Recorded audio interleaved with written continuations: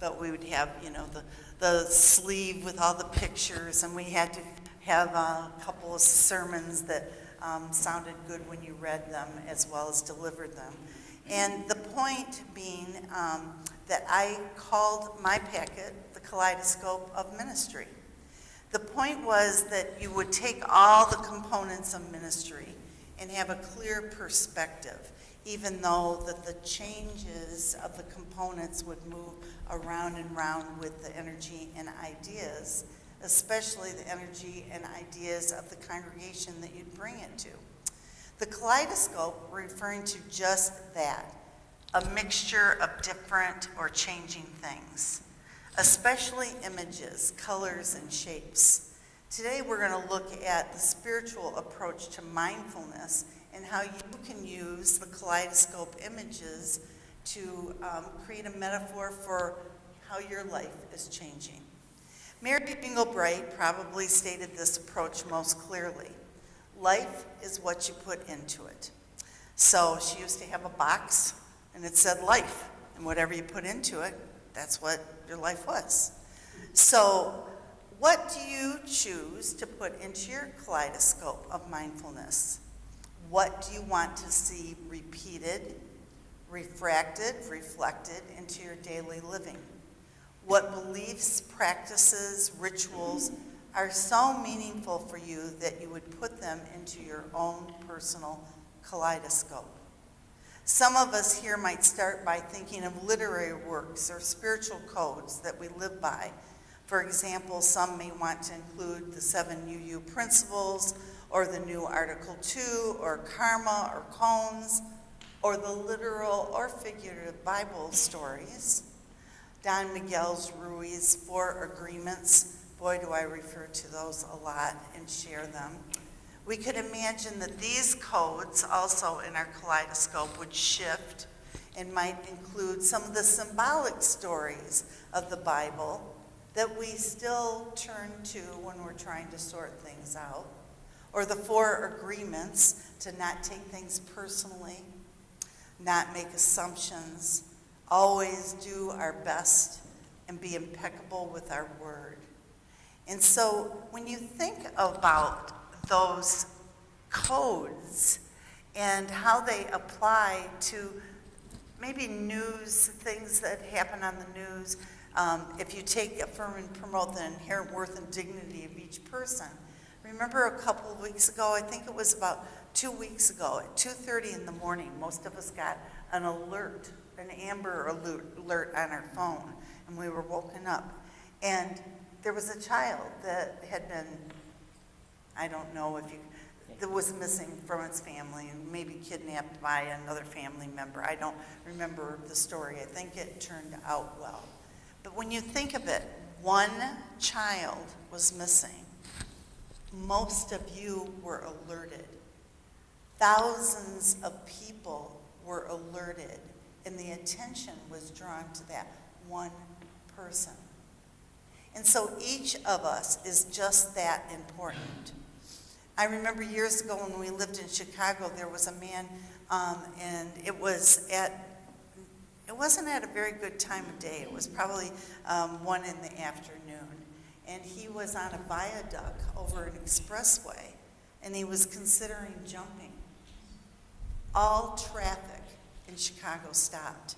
All traffic was stopped and diverted away from that area for 4 hours for one man.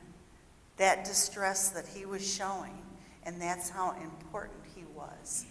And so each of us, affirm and promote the inherent worth and dignity, has nothing to do with politics. It has nothing to do with belief systems. It has to do with the preciousness of the human life. So we can start adding affirmations that are positive so that those are the words that are repeated, reflected, refracted as we go through the day. Do you know that most of us have at least 60,000 thoughts per day? And then at least 75% of those are negative thoughts. And so the more positive you can put out there, sometimes you walk into a store or you'll go for a haircut appointment or you'll run into somebody and they'll say, oh, I just love your whatever, your shoes, your earrings, your hair, your sparkling eyes. And you think, that's odd. Now I have to shift the 75% negative and add that to my repertoire of what I will turn in my kaleidoscope. And so that's where the mindfulness comes in.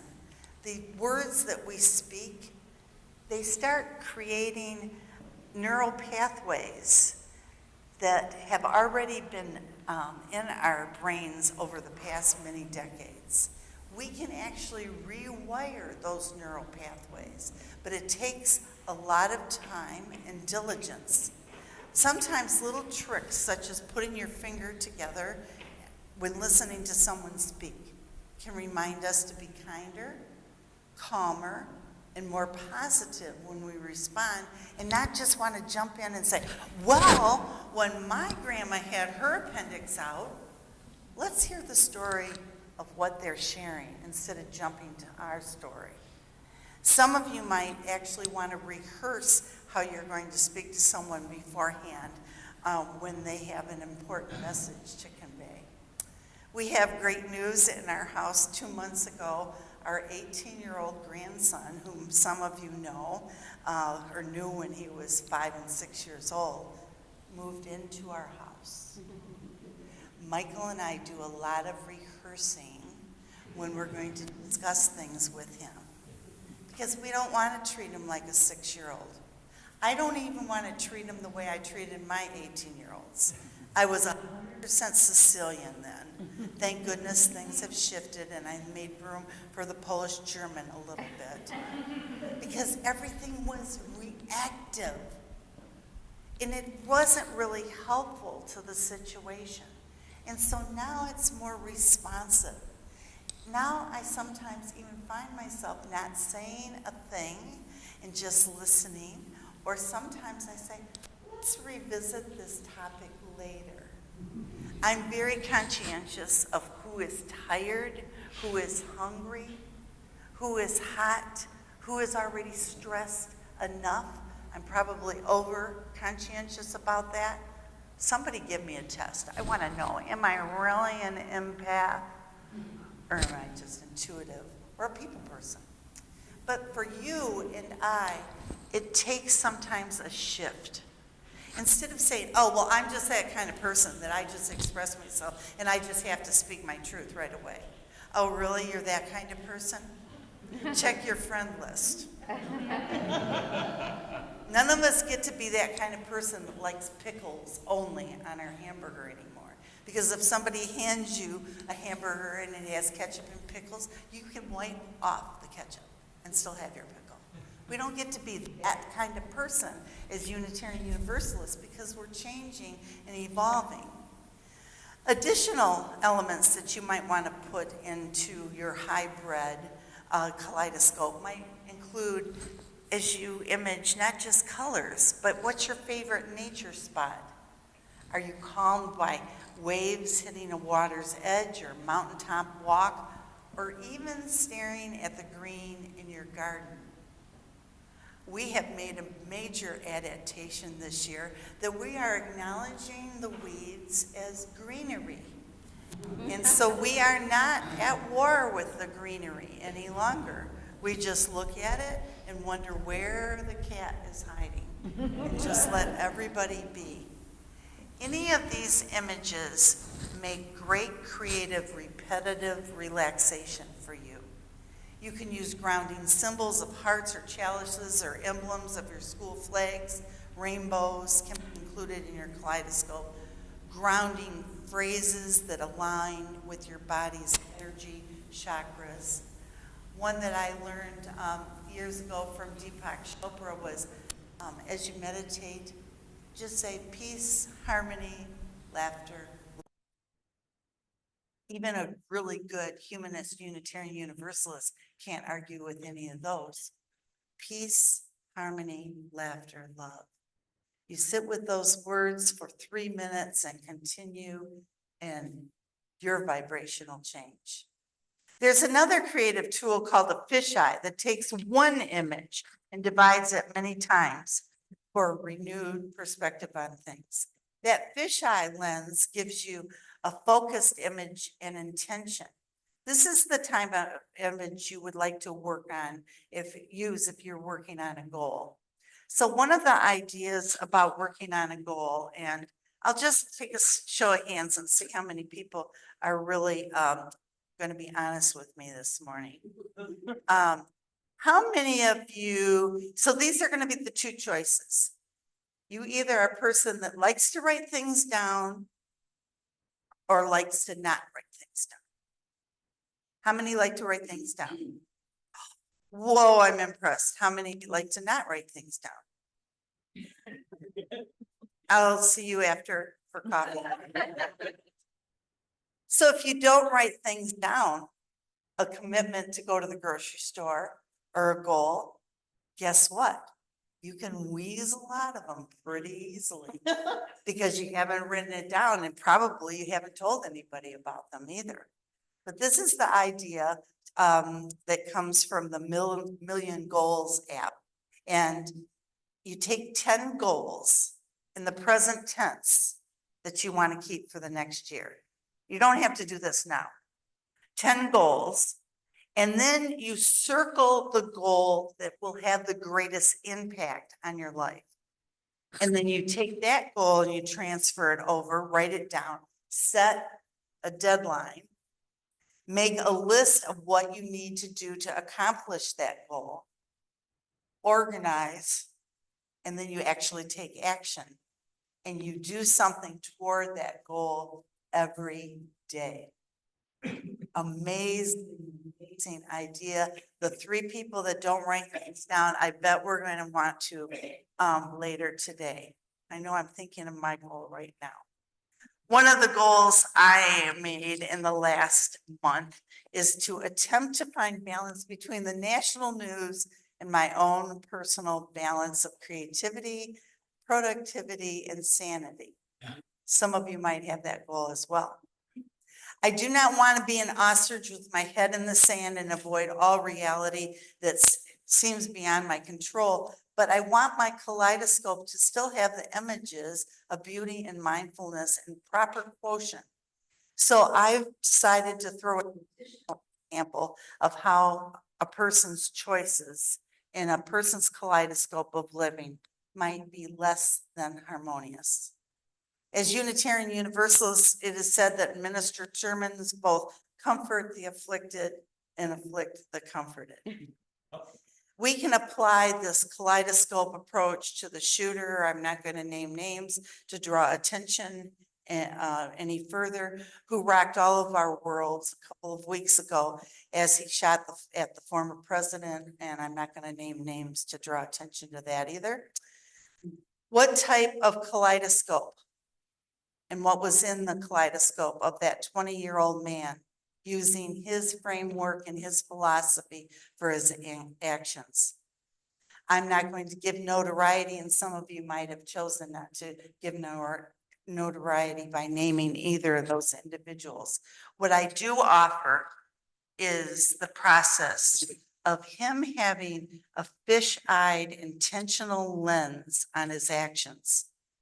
Plotting, planning, researching, proceeding to use drones, ladders, an assault rifle borrowed from his father's collection.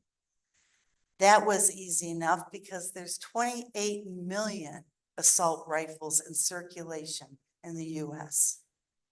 Research of this young man who killed, 4 of the Oxford high school students last year in a motive of notoriety for himself because he wasn't accepted or included and he was bullied in his experience at school. His kaleidoscope proved a fatal creation for himself and for the innocent firefighter, Corey Comparatore. Should be able to pronounce that, it's an Italian name, who was 50 and lost his life.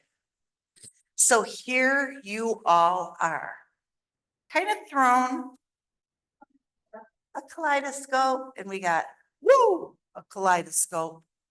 You're attempting to make sense of it all.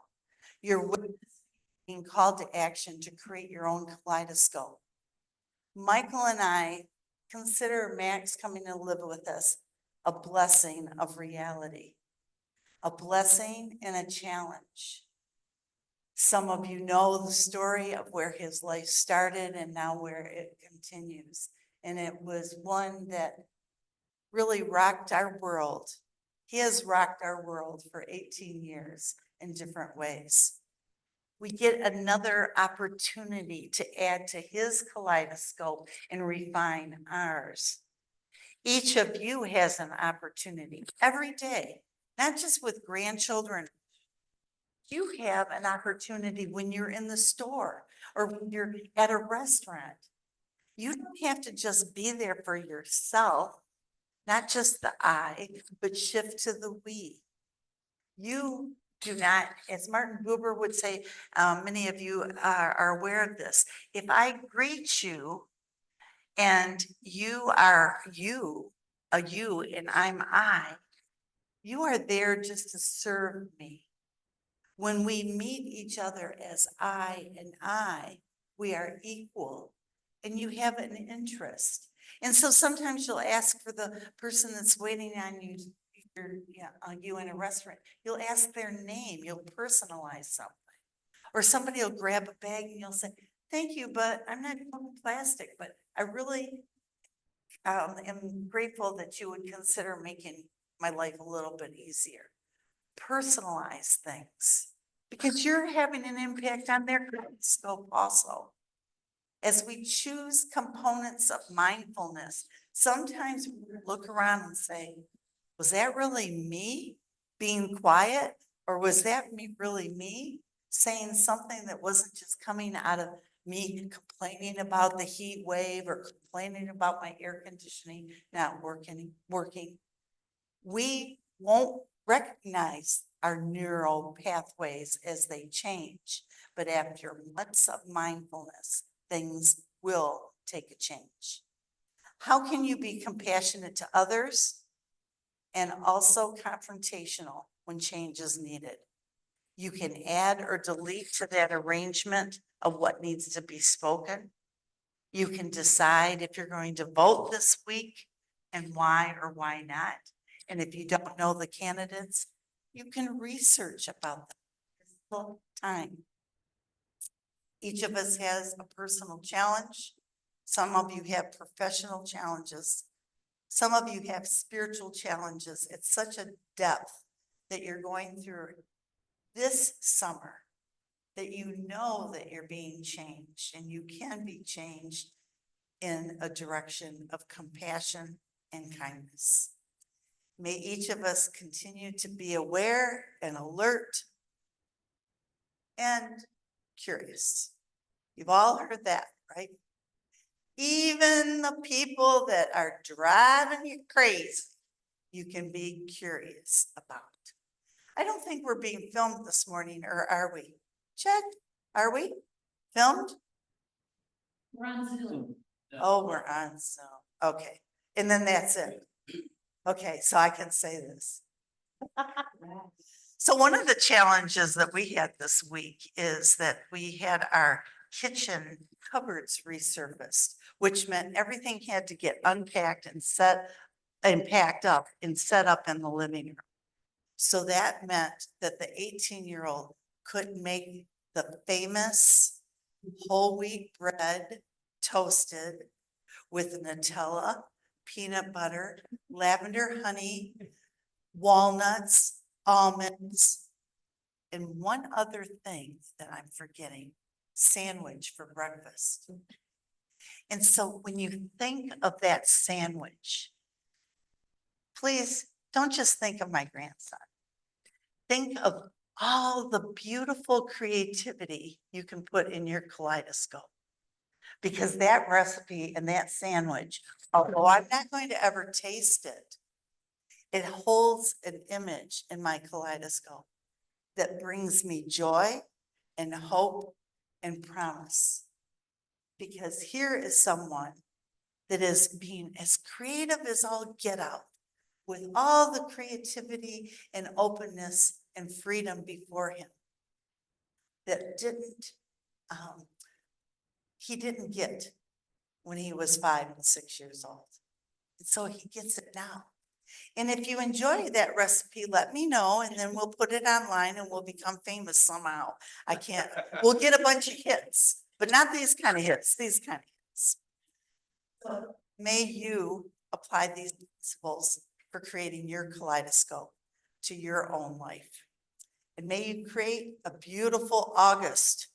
31 days, right? You get 31 days, 31 days when we will not complain about the weather. No.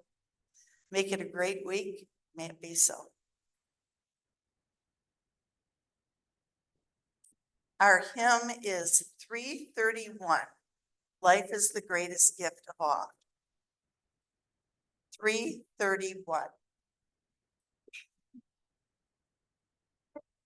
You can remain seated if you'd like. Sorry to change things in your neural pathways. Thank you.